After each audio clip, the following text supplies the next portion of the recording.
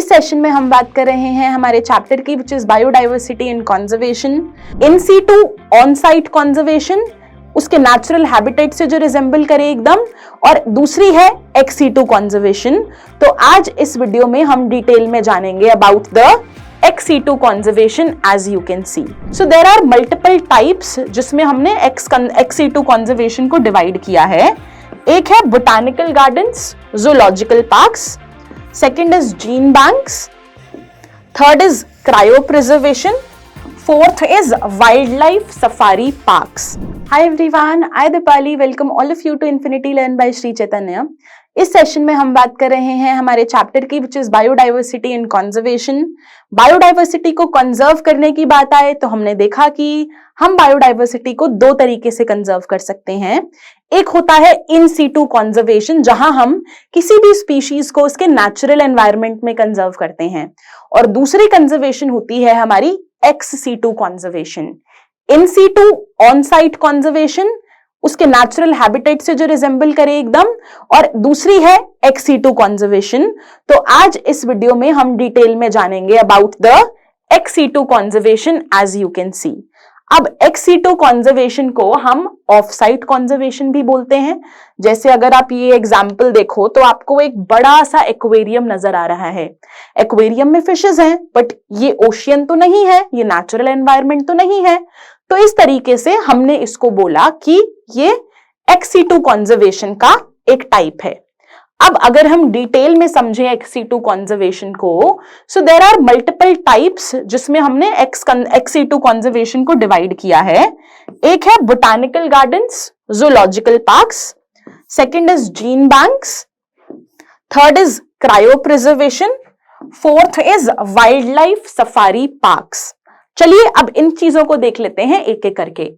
अब अगर मैं जूलॉजिकल पार्क या बोटानिकल गार्डन की बात करूं तो जूलॉजिकल पार्क इज जनरली जिसे हम जू बोलते हैं। अब आपने जू में देखा होगा कि जू में एनिमल्स को केज करके रखा जाता है। इसका मतलब उनको नेचुरल एनवायरनमेंट प्रोवाइड हमने नहीं किया है, because they are being caged. अब इनमें एनिमल्स को रखने से क्या फायदा है कि हम उनके फूड हैबिट्स, उनके बिहेवियर को स्टडी कर सकते हैं। अगर हम एनिमल्स की बात करें तो एंडेंजर्ड एनिमल स्पीशीज को रखा जाता है जूलॉजिकल पार्क्स में, ताकि उनको स्पेशलाइज्ड केयर दी जाए, है ना। केयर भी दे सकते हैं, उनके बिहेवियर को भी स्टडी कर सकते हैं। एंडेंजर्ड प्लांट स्पीशीज को रखते हैं बोटानिकल गार्डन में। तो जूलॉजिकल पार्क और botanical garden ex situ conservation के अंदर आते हैं।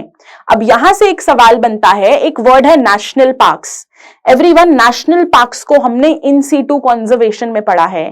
तो नेशनल पार्क्स और बोटानिकल गार्डन को कंफ्यूज मत करना। Botanical garden ex situ conservation में है, नेचुरल पार्क्स हमने कहां पढ़ा, उसे हमने इन सीटू कंजर्वेशन में पढ़ा था। इस चीज को ध्यान रखना। Next is cryo preservation. Cryo का मतलब होता है कोल्ड, मतलब कि हम कोल्ड टेम्परेचर देके चीजों को प्रिजर्व कर रहे हैं। अब अगर ह्यूमन बींग्स हैं, ह्यूमन बींग्स या फिर पर से कोई भी ऑर्गेनिज्म है, so it is living because of metabolism. Metabolism is the sum total of all the chemical reactions which are occurring in the body. अब ये जो केमिकल रिएक्शंस हमें लिविंग रखती हैं, to operate those chemical reactions एक optimum temperature चाहिए। सारी chemical reactions temperature driven तो होती ही हैं। तो क्रायो प्रिजर्वेशन में हम इतना लो टेम्परेचर प्रोवाइड कर देते हैं कि वो जो ऑर्गेनिज्म है या लिविंग मटेरियल है वो फ्रीज हो जाता है, वो डॉर्मेंट हो जाता है। क्या टेम्परेचर प्रोवाइड करते हैं क्रायो प्रिजर्वेशन में? We provide a temperature of -196 degree Celsius, which is very very very very low. और ये टेम्परेचर हम कैसे प्रोवाइड कर सकते हैं? By using liquid nitrogen. Liquid nitrogen is at -196 degree Celsius, जो कि पोलन ग्रेन्स, आरएनए और भी बहुत सारे प्लांट एनिमल मटेरियल टिश्यूज को कंजर्व करने में यूज होता है। Yes, it is obviously something artificial. Next is gene banks. Commercially important strains are preserve. Gene banks के अंदर हम कोई इंपॉर्टेंट स्ट्रेन है वायरस का, किसी बैक्टीरिया का, जो हम आगे कमर्शियली एक्सप्लॉइट कर सकते हैं, यूज कर सकते हैं फॉर द ह्यूमन काइंड, उसे हम जीन बैंक्स में स्टोर करके रख लेते हैं। ठीक है। So next is gene bank. This is not in situ conservation, this is ex situ conservation. Next wildlife safari parks. Wildlife safari parks में हम गए हैं, यहां पर एक्स सीटू कंडीशन से देखो काफी इंटरफेरेंस होता है, है ना, इन सीटू नहीं है, but still wildlife safari park से हम ऑर्गेनिजम्स को कंजर्व करते हैं। We provide them environment which is close to the living one, है ना, बिल्कुल आर्टिफिशियल तो नहीं, which is close to the living one, but it is not their natural habitat which we are providing them.